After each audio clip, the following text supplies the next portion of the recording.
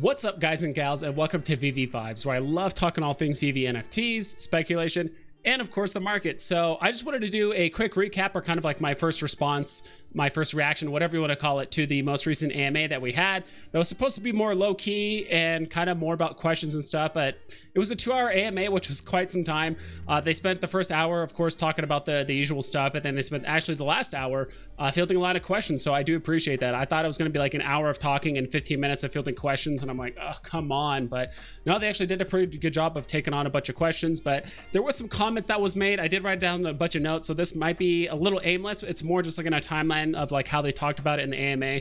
But at the very end of this, I did have a couple spicy questions and a couple more cool, more chill, more laid back questions that I would have asked if I was actually brought up to the stage. So first thing was, there was actually like 1,700 people listening, which is pretty big for Discord. So that's a pretty kind of like significant thing.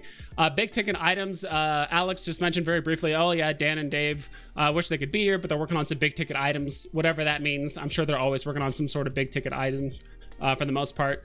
Alex did mention something about FA is basically the new FE. Once people realize that FE is basically the new FA, I completely agree. I knew this thing was going to be short-lived. Wasn't a huge fan of the comment when he said they didn't want to rock the boat when it came to the early stuff, like mostly the black and white series, because it's early out of respect. Again, I'm still not 100% sure why they feel like they understand the importance of not rocking the boat of removing tags, but all of a sudden when it comes to changing tags, they don't understand that concept. So I don't know, like I guess it's different, but the kind of the idea is pretty much the same, that it's going to affect the value, whether it's short term, long term, who knows, right? We don't know what the value of these are going to be long term, whether they keep the tag or remove it or whatever it is. Next one is Chaosium didn't cancel the contract. They do have, it says like they said Chaosium didn't cancel it, they're just on pause or something like that. So the whole Chaosium thing doesn't mean like they're pulling out or whatever it is. And he did say that they do have drops planned at some point in like the near future. So this kind of does go to show that Veve probably does plan drops way ahead of time for the most part, where they have them on reserve and they can kind of pull them as they need them, or they're just scheduled like, yeah, this drop is going to happen, you know, April of this day, 2022, and they have it that far planned out. Who knows? You know, maybe they have it all the way planned out to October. It's really hard to say. But from that notion, that kind of confirmed to me that Veve does plan drops for the future, like ahead of time. The whole chili pepper debacle doesn't mean much. That's what Alex said. It's just him kind of like having fun. Although the beginning of February was initially slow, he did say all it meant is that things are going to pick up at the end of February, and that's pretty much it. He also did mention too that he pretty much doesn't really handle anything on the OMI side of things. So if he is making a comment, he's not saying anything about like the OMI token or any kind of like migration or immutable X or like anything related to that. That seems like a little bit out of his wheelhouse, or at least something that he's like comfortable talking about for the most part. But yeah, the whole chili pepper thing just meant that, yeah, it's slow now, but it's just going to pick up at the end of the month. Whatever that means, the bigger the IP, more drops, who knows? Of course, no AMA is complete without just rehashing the same story of about security, bots, that kind of stuff. On top of that, same thing about they talked about this later, but also just Reese just talking incessantly about the OMI token and bridging it and layer 1 versus layer 2 and doing this, and like, you know, spending probably a solid 20 minutes talking about 25 minutes just talking about bots and talking about OMI migrations. I feel like we've talked about the whole OMI bridging thing probably at least like 7 or 8 times over the last 5 AMAs, over and over and over and over and over again. So I would love to see an AMA where they spend more time answering questions, but this one's 50-50, so I'm okay with it. They did say Q system is being tested, hashtag soon. As usual, they are rolling it out to, sounds like, more beta testers to make sure that's kind of all squared away. Then someone asked again about it a little bit later, like, hey, when can we expect the Q system? It was Reese that said maybe 2 months from full integration. Like even from now, like full integration could be about 2 months from now. But that being said, I don't know if he said 2 months from now, or he just said like once they do start testing it, then it'll be 2 months until it is fully integrated. Not entirely sure, but something along those lines. Again, I haven't rewatched the entire 2-hour AMA because it's only been about 20 minutes after the AMA so far. MTL, next week there's going to be new beta testers. There will be an article about it next week. They're also going to do very small batches of KYC as well, like during the process over the next, like, you know, the first few weeks of like the beginning of it. Omi.vv. Sorry, I'm just writing down like just a bunch of notes. I was just trying to keep track of everything because he was throwing out a lot of information.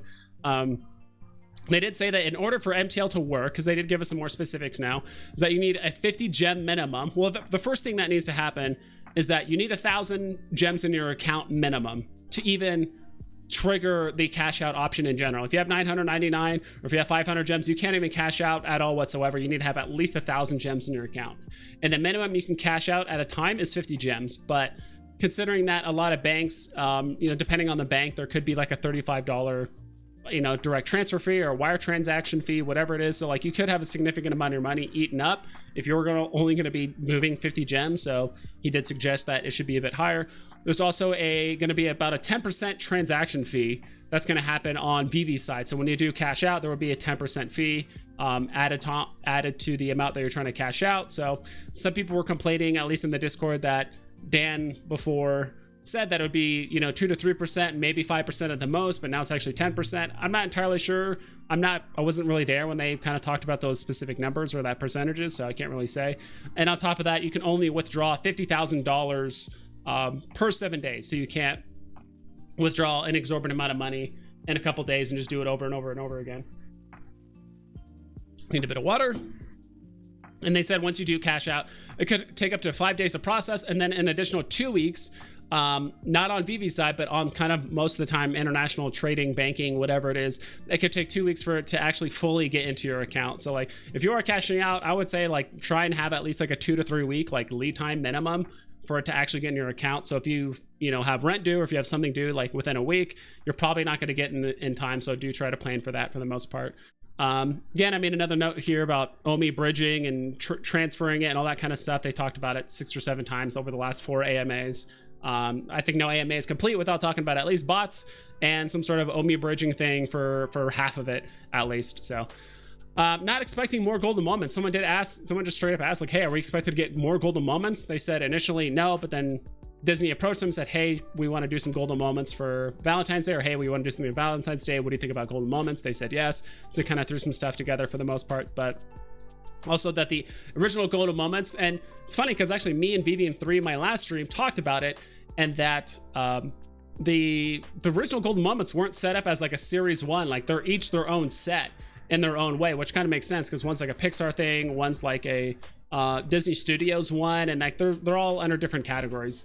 Or I should say different like series or whatever. So this one's just a Valentine's Day set for the most part. So there's no series or anything like that. And it sounds like, at least to my knowledge, or at least to Alex's knowledge, they don't have plans to make more golden moments, but you never know. Disney could always just come back around and say, hey, these worked really well. We want to do more. And what's Veve going to say? They're not going to say no. They're going to say yes and keep doing that, right? So far, no update on MCP.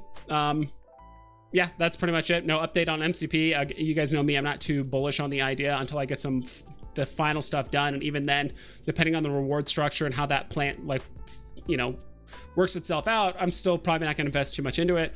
Veveverse is still in development, of course. Don't know what to tell the people that are still asking questions about Veve and hey, can I put this up and do that about the Veveverse? We got a few questions about that.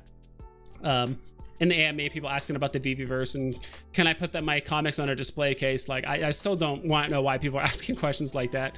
I don't know. Yeah, regardless, but yeah, I mean, if Veve is still working on trying to get they even said you can't even read the comics in your vault. You'll only be able to display them and it might be inside some sort of case or whatever it is, but like the fact that it's taking them weeks and weeks and weeks and weeks to basically just have comics be displayable in the vault just kind of tells me the Veveverse is pretty far off, especially for assuming heavy integration with the NFTs and features and achievement system and all that kind of stuff that people are talking about. They did mention before, they said talking about bots as well, they did say like that when people are going for a drop, there's about 30% of the traffic is getting blocked due to suspicious activity. Or is that like 30% of the people that report bots are being blocked or whatever? But that's kind of crazy to think that like roughly 30%, they said up to, but who knows, about 30% of the traffic going for drops are just straight up getting blocked, which tells me that's only the ones that they're actually detecting, right? So who knows, there could be more than 35, 40, 50% of people that are actually going for these drops could be potentially bots. So that's just the ones that they are detecting, right? So there could be some out there that they just haven't detected yet and they're going for drops. I don't know. I just honestly just pulled those numbers out of thin air. So for the 40, 50% thing, but They did say there were some instances where they got up to 30% of the traffic just blocked due to suspicious activity for the most part. Yeah, that was pretty much like the whole AMA. Of course, we got the typical questions asking about random VVverse stuff, people asking about other various things, or like something that would start as a question then turn into a statement, then that would turn into an idea, then it would turn into like some sort of like armchair deving, like, well, you guys should do this. They're like, it starts with a question, then they make a statement, then they have an idea about the question they asked, and then they start telling them like how to do their job and stuff. So like this seems to happen a lot of AMAs, but I don't know why people just can't go up and just ask a simple question for the most part. But anyway, I do have actually it's 4 questions total. I had 2 spicy questions and 2 like just chill questions. So let's go start with the chill question. My first chill question is just Donald Duck FEFA. I'm just bringing up Donald Duck because he's probably like the most recent iteration of like FEFA that they threw them both in. My question for Veve is, if Donald Duck came out as a poster, or if he came out as a Donald Duck themed car or like a vehicle or something like that, is he done with that FE tag because now he's already had it? Or would there be now a new FE tag because that's under a different like artist medium, or it kind of goes under that category or whatever? In my mind, I would think it's done, but then again, it could be another FE tag. So if Donald Duck is genuinely done with its FA and FE tags, I mean, the lenticular card as well as just the golden moment could really go up in value. Just people saying like, oh, like Donald Duck, no matter how he comes out, maybe other than comics, because Donald Duck is in some comics, is that if he does come out, that there's no more FE FA tags ever again, and we need to get the ones that we have now. So I think that could make just the whole FE FA tag a little bit more bullish just in general, so who knows. A spicy question I had was, it seems like Veve is just assuming anyone that just logs in once a month is considered an active user, right? So if someone logs in for 2 minutes, plays the drop, they don't get the drop, they log out. I do have friends like that just log in, play the drop, they log out, and that's it. Like, nothing against them, but apparently it's considered an active user. I would love to know how many active users are actually on the app during non-drop days.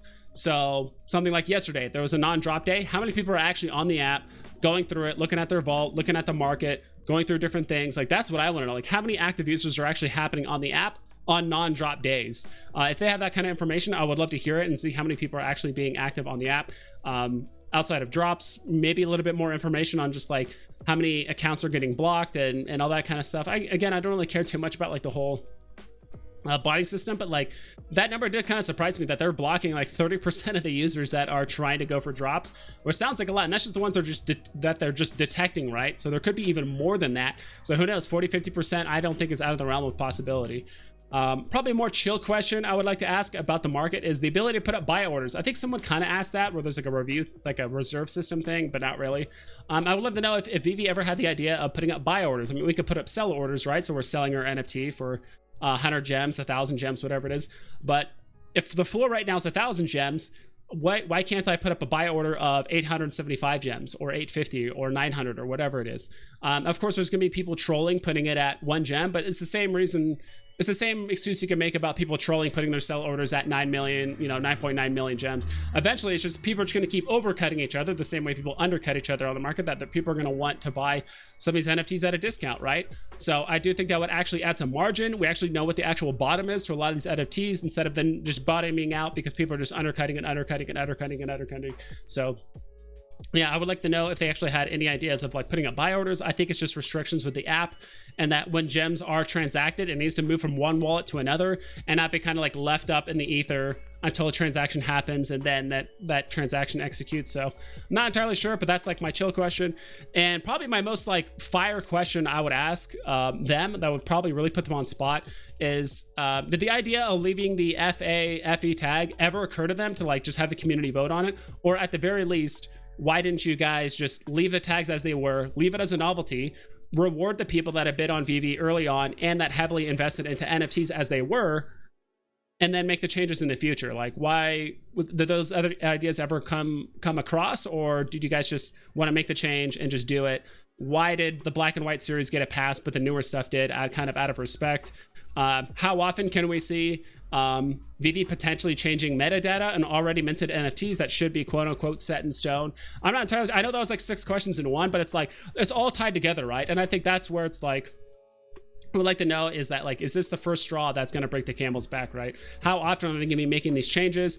If they are going to be making changes, are they even going to run it by the community? Are we even going to have a vote?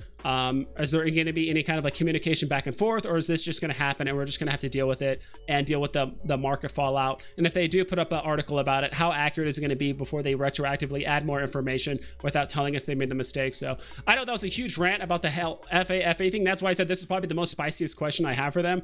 I wasn't going to probably go on a tirade. I would have just kept it simple, like, hey, was there ever a point where you guys consider just like having the community vote on like the FAFE tag thing, or you guys just leaving the NFTs as they were since people have already invested in them and then just making the change going forward? What do you guys think? That's probably how I would have phrased the question. All the additive stuff I probably would not have thrown on there, but I just would have let them answer the question going forward. So I realized I didn't cover everything on the AMA, and I realized I just kind of just threw up a lot of stuff on your guys. But as a ton of information, it was a pretty decent AMA. I would have loved to have gone up there and asked some of those questions.